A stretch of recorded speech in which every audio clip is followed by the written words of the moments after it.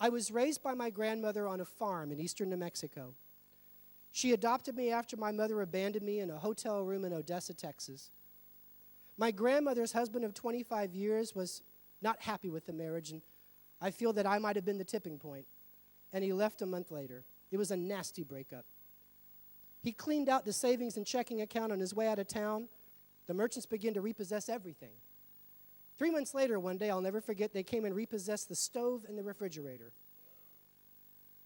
That's the first time I ever saw my grandmother cry, but she was strong. 2 years later, we were eating breakfast, and we saw walking through our field, it was a farm, we saw this huge man slowly and deliberately walking straight to our house. He was a mountain to us. She gathered me up, and she walked out and met him halfway, parley, in the orchard.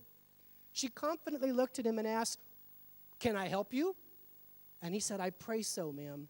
I just need a job for today. I just need a meal for today. Swindlers stole everything from me in Oklahoma. I've been walking for weeks through fields. I'm trying to make my way to my relatives in Arizona in the desert to start my life over." She took a chance, and she said, "I'll hire you for just today." She put him to work doing things I couldn't do. Of course, I'm 9 at the time. Pruning trees, painting the top of the barn trim.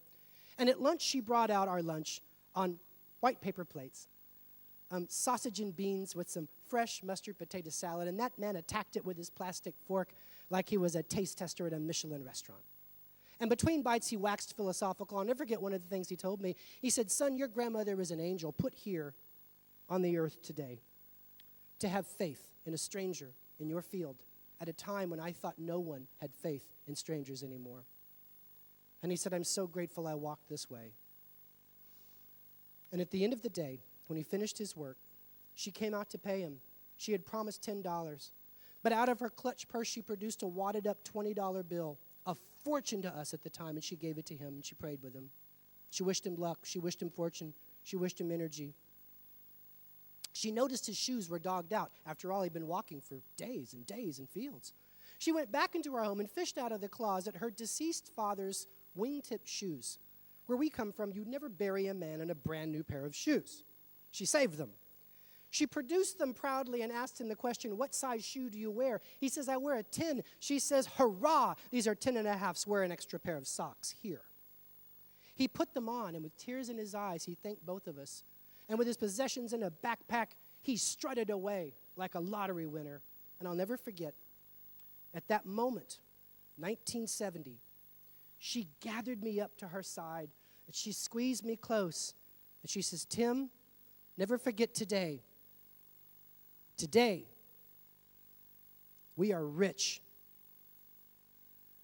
And since that day, I've never been poor. Tell your people there is hope. Hope is practical. Hope is real. God bless you. Thank you very much for having me again.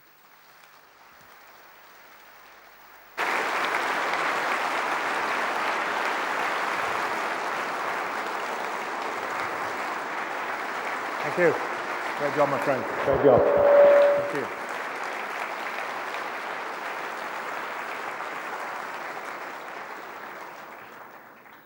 I'm glad we brought him back.